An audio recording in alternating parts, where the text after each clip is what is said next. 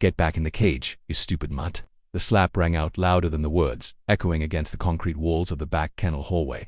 It wasn't the kind of sound you expected to hear in a place meant to protect animals, but that's exactly what it was, a sound that didn't belong. The dog's name was Theo, a 6-year-old Belgian Malinois with trembling legs and amber eyes that still held the trauma of wherever he'd come from before arriving at Hillside County Animal Center. No tags, no history, just scars. Most assumed he was abandoned, maybe dumped after serving as a guard dog or something darker. But no one asked. He was silent. He didn't bark. He didn't even growl when cornered, which is probably why no one noticed how long he'd been hurting until that day. It happened just before closing. Most of the staff had already gone home. One camera in the hallway was under maintenance, and one worker, Brent, was supposed to be finishing kennel checks. Brent was the type who wore his authority like a badge, though he barely scraped by on the rules. He always walked a little louder, yelled a little harder, and smiled only when no one could see what he was doing. The slap wasn't about anger, it was about control. And it wasn't the first time. But this time, someone saw. Nina, a new volunteer barely 3 weeks into her shift rotation, had forgotten her phone in the laundry room and doubled back through the rear corridor just in time to see it happen. She didn't gasp, she didn't run. She stood completely still, frozen in the sterile flicker of fluorescent lights, watching as Theo recoiled, not with a snarl or bite, but with a flinch so quiet it broke something inside her. Brent turned, spotted her, and tried to laugh it off. "Stupid mutt, jumped at me, needed to learn." He shrugged, like it was nothing. But it wasn't nothing. Not to Nina, not to Nina, not to Theo. She didn't sleep that night. Couldn't. The image kept replaying, not the slap, but Theo's reaction. How he didn't fight back, how he just accepted it, as if it was something he'd come to expect. The next morning, she filed a report. The shelter's director, Mark, was a well-meaning man, but buried under funding cuts, endless paperwork, and more animals than beds. He promised to look into it. But Nina saw the hesitation in his face, the doubt. Brent had been there for years. He was reliable, efficient, and in places like this, people who got things done, no matter how coldly, were hard to replace. Days passed, nothing changed. Brent kept working. Theo stayed silent. But Nina started noticing things she hadn't before. Dogs flinching when Brent walked past. Extra food bowls in his section going untouched. Crates staying wet longer than others. It wasn't a one-time incident. It was a pattern, and no one was talking about it until the break-in happened, a week after the report. Just after midnight, someone cut the side fence near the waste bins and slipped into the shelter unnoticed. Cameras missed it, still under maintenance. No alarms. Tripped. But by morning, when staff arrived, there was a scene waiting for them. The rear kennels had been opened. Not Algiswan Theos, but he wasn't gone. He was standing in the middle of the main hall, soaked from the rain, staring straight at the director's office door, calm, still waiting, and behind him, slumped against the wall near the food storage, was Brent, unconscious, face bruised, one arm twisted awkwardly beneath him. No broken glass, no sign of a fight, just one overturned cart and a trail of wet paw prints leading away from the open kennels. Police were called. Medical teams came. Brent would recover, but the story was already unraveling. Security teams reviewed what little footage there was. One external camera half obscured by overgrown ivycord, just enough. A figure in a hoodie breaking the lock, entering only one kennel. Theo emerging. What shocked everyone, though, was what came next. The figure tried to provoke him. Hands raised, loud voice. Even a broom swung low toward his legs. It looked staged, like they were trying to get Theo to snap, bite, anything that could be called aggression. But Theo didn't, single quotes T. He backed away. He circled once, then clear as daylight he turned and ran past the figure, toward the center of the shelter. He didn't attack, he warned, and somewhere between the break-in and the confusion, Theo had led a staff member to Brent, who had apparently slipped, cracked his head, and been lying there for hours, unnoticed. The irony burned through the morning air like smoke. The dog who had once been slapped, neglected, and feared, had saved the very person no one else would have questioned. And the shelter, it wasn't quiet anymore. For days after the incident, no one knew quite what to say.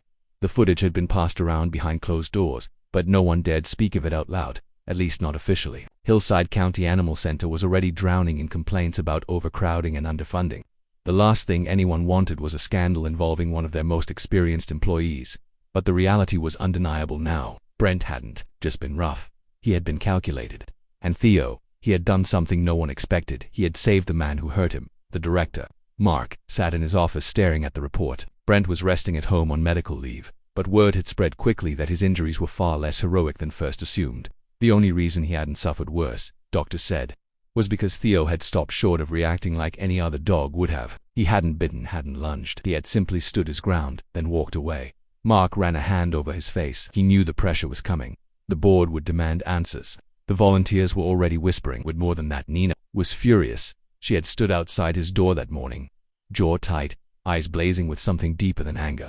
"If you don't protect that dog," she said quietly, "then everything you built here means nothing." And she was right. So Mark did what he hadn't done in a long time. He reopened Theo's file. It was thin, almost insulting. A few notes about behavior intake photos, an old scribbled warning, skittish, possibly reactive, but nowhere did it mention the fear behind those eyes, the scar above his rib, the way he trembled when touched too quickly. Theo had never been dangerous. He'd been traumatized. And yet, in the most fragile moment, when given the chance to lash out, he had chosen something else entirely. The board met that afternoon. Heated voices, worried expressions, debates about liability and public fallout.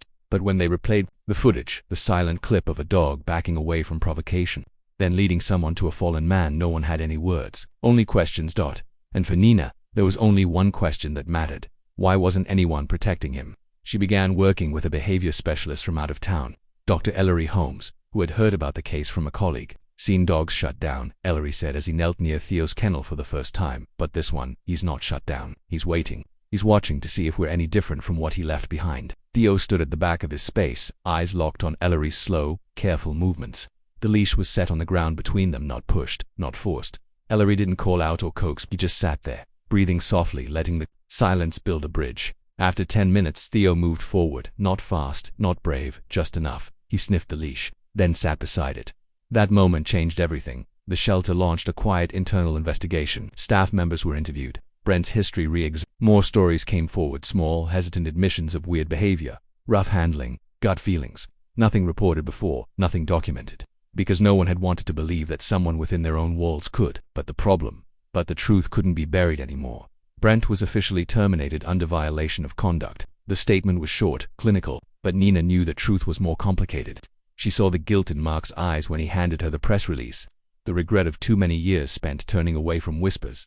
Meanwhile, Theo was changing slowly, yes, but visibly. He began stepping out of his kennel more readily. He wagged his tail when Nina approached. He responded to his name not with fear, but with curiosity. When children visited the shelter with their parents, he would sit in the corner and watch them, ears perked but calm, never moving forward unless invited. And then came the day that no one could have expected. A woman named Lydia walked in with her teenage daughter Mallory. They had recently lost their elderly lab and were considering adoption, but only if they found the right connection. Mark introduced them to a few dogs, friendly, playful, eager, but nothing clicked. On their way out, Mallory paused near Theo's kennel. "What about him?" she asked. Nina hesitated. "He's still recovering from a rough history." But Mallory was already crouched down, peering in.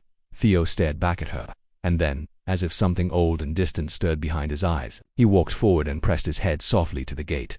Lydia watched, startled. "Does he usually do that?" Nina shook her head. "No, never."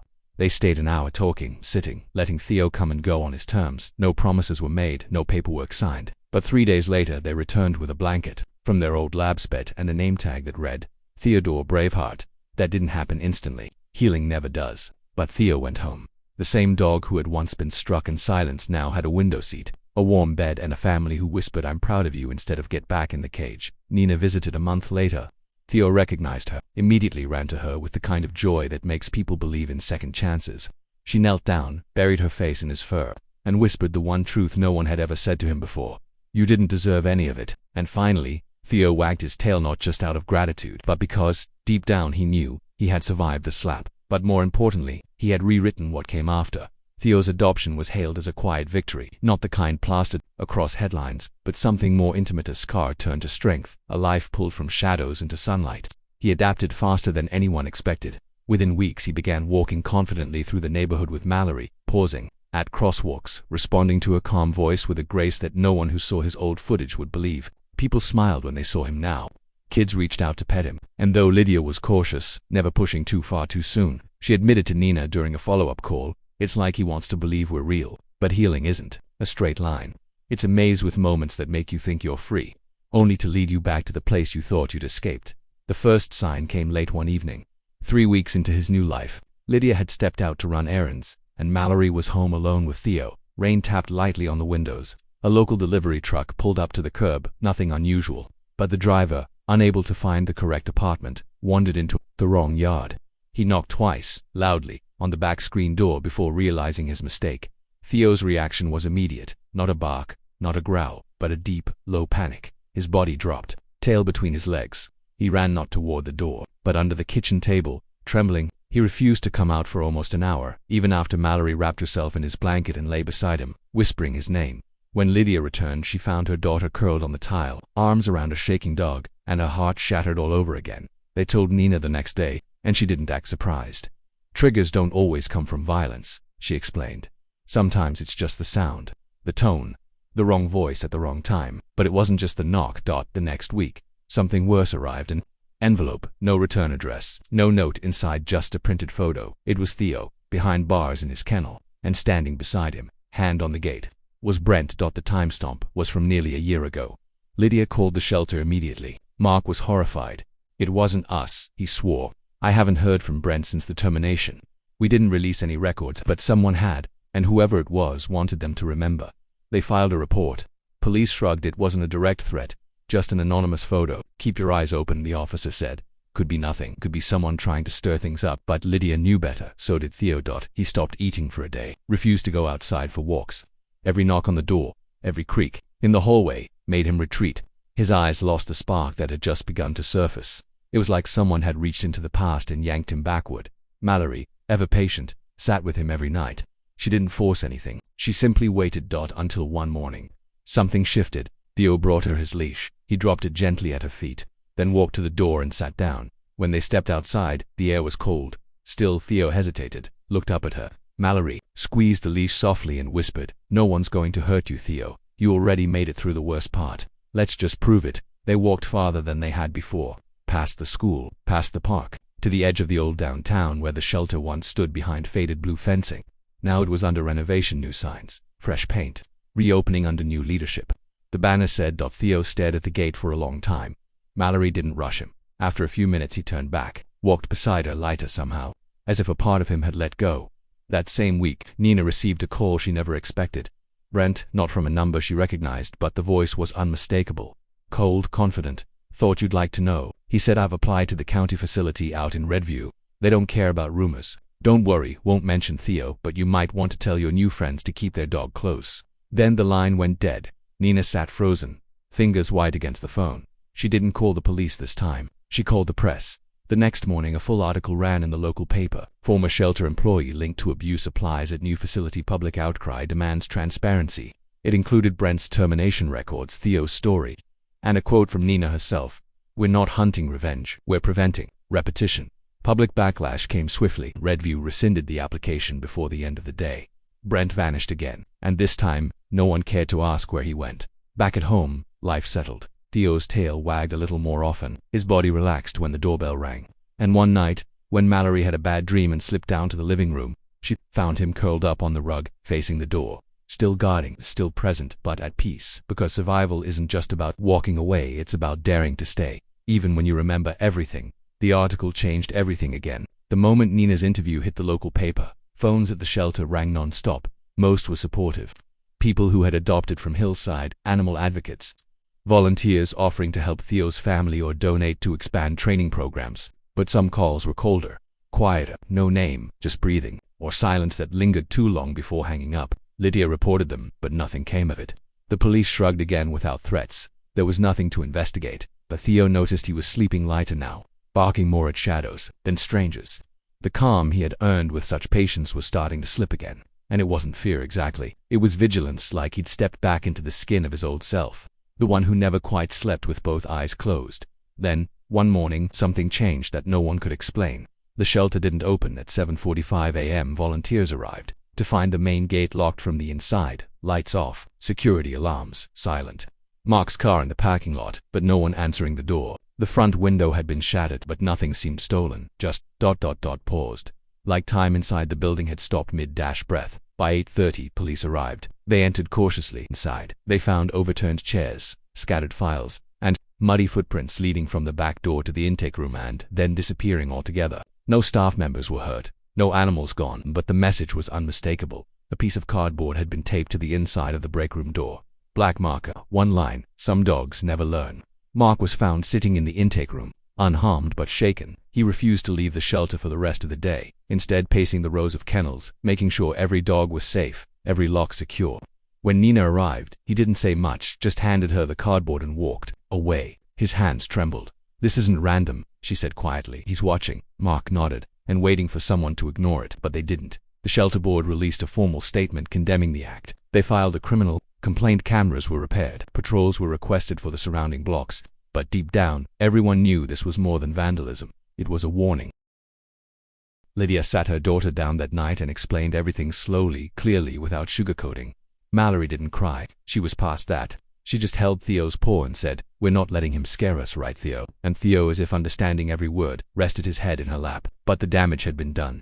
Theo's nightmares returned. One night, Mallory woke to find him pacing in circles near the window, low growls humming in his chest. He was looking for something not outside, but within, like a ghost had slipped back into his bones, and he didn't know how to chase it out. Lydia called Nina the next morning. "He's trying so hard," she said through tears. "But I think part of him still believes he's one mistake away from losing everything again." Nina listened quietly, then said, "Bring him to the shelter tomorrow. Not for adoption, not for training, just to see." They arrived early, before the doors opened to the public. The shelter was quiet, only soft barking in the distance. Theo walked in slowly, nose twitching. He sniffed corners, rugs, doors, but this time he didn't flinch. Instead, he walked toward his old kennel, the one with his number still etched into the corner. Walland sat. Then he looked up at Lydia, then at Nina. Nina knelt beside him. "You remember," she said softly. Theo didn't move. "Do you remember who you were here?" she asked. "Because I remember you weren't weak. You weren't broken. You were surviving something no one else could see." Theo licked her hand once, then stood, walked out of the kennel, and nudged Mallory's backpack on the bench. They went home. But something shifted that day. He had walked through the place where he'd been broken, and left standing taller. 3 days later, the police made an arrest. A truck had been spotted in the alley behind the shelter. Black old model, plates matching an out-of-state registration that hadn't been updated in years. Inside the vehicle they found an envelope of photos, shelter dogs, staff, surveillance prints, and tucked inside the glove box was a worn hillside badge. He'd been back in the city for weeks, watching, circling, waiting for the chance to make the past feel permanent. But justice had finally caught up. The relief that swept through the community was immediate. But Theo didn't change overnight. Trauma never melts in a day. He still flinched at some sounds, still preferred certain corners of the house when it rained. But he also chased butterflies in the backyard. He greeted neighbors. He fell asleep on Mallory's feet during movie nights without startling awake. And that was the miracle. Not that he was perfect now, but that he'd chosen to stay soft after the world had given him every reason to harden. 1 week after Brent's arrest, the shelter hosted a community open house. New security, new murals, a new slogan painted across the back wall, just above the kennels. "Not every hero wears a collar, but some choose to anyway." Theo was there, sitting calmly beside Mallory, greeting visitors with gentle eyes, and those who looked closely could see it not in his scars, but in the way he stood. Not like a victim, but like someone who had survived fire and still offered warmth. Years passed, but the story of Theo never faded. Not because it had gone viral, though it had, for a time. Not because news crews had once crowded hillsides, gates, or because activists had shared his face across every platform. It lasted because people kept telling it. Parents told their kids about the dog who had been hurt but never hurt back. Teachers used him as an example of resilience. And at the shelter itself, new volunteers were trained in the Theo way, an unofficial but sacred practice that reminded everyone who walked through those kennels. Animals don't break, they bend. And if you're patient enough, they'll show you how to bend with them. Theo lived quietly, beautifully, in the home that had once seemed impossible. Mallory grew up around him. Her childhood was framed by moments that would shape the kind of adult she'd one day become, calming Theo through thunderstorms, learning patience when fear made him freeze, celebrating each tiny victory like it was a parade. She learned what most people never do, that trust isn't built through words. It's built through time, through silence, through the space where you let someone else exist without demand. By the time Theo was 12, his muzzle had gone soft with gray, and his hips moved with careful rhythm. He no longer bolted at the sound of heavy footsteps, no longer flinched when strangers reached out to pet him, but he remained alert, always tuned to the energy in the room. He wasn't a dog you could lie to. He didn't obey commands because of training. He obeyed because of belief, and he gave that belief only to those who proved worthy of it. When Mallory turned 18, she applied to veterinary school. On the night before she left for orientation, she sat with Theo under the backyard string lights they'd hung together for summer. His head was in her lap. He wasn't sick, not yet, but he was tired, more tired than usual. His breathing slow and rhythmic, like he was counting the moments instead of living them. "You taught me everything," she whispered. "Not just how to be good, but how to be brave without hurting anyone." Theo didn't move, but his tail tapped gently against the grass. She pressed her forehead to his. "And I'll spend the rest of my life making sure no one forgets that." He stayed there with her long after she went quiet, watching the stars, breathing with her. He passed away a few months later, peacefully, with Lydia and Mallory beside him. The vet came to the house, No metal tables. No white walls. Just home. He took one last breath with his paw resting in Mallory's hand and his eyes fixed on hers, as if reminding her not to be sad. As if telling her, I chose you, and I never regretted it. After his passing, Hillside held a memorial. They planted a tree near the front gate and placed a stone beneath it with the words, Theo. He was struck, he was silenced, he was tested, but he never bit back, and he never gave up. People came from all over. Former volunteers, shelter dogs who had long since found homes, children who had grown up reading about Theo in storybooks. A local school renamed its reading program in his honor, Theo's, a circle, where kids sat in a group and read aloud to rescued animals learning to trust again. Mallory became a vet, just as she promised. Her clinic had a small corner with Theo's photo, and underneath it, a wooden sign that read, Compassion first, always. She often treated animals who came from terrible beginnings, and every time she knelt beside a shaking creature, too scared to eat or move or make a sound, she'd remember Theo, how he'd once flinched at kindness, how he'd once paced in circles before daring to rest his head near her hand, and how, in the end, he didn't just survive cruelty, he outlived it. He redefined what came next. Because that was the miracle of Theo, not that he lived after pain, but that he lived well fully, that he chose connection over vengeance, patience over fear, mercy over instinct. Years later, when a new staff member at Hillside asked about the mural on the back wall, the one with Theo's silhouette beside the words, Some dogs teach us more than most people ever will, Nina simply smiled. She said, he wasn't just a dog, he was a mirror. And when we looked into him, we had to ask ourselves who we really were. Because Theo never asked for pity. He didn't need a hero. He became his own. And in doing so, he reminded the world of something we so often forget, that kindness is not weakness, that restraint can be power, and that the deepest strength often comes not from what we fight, but from what we choose to forgive.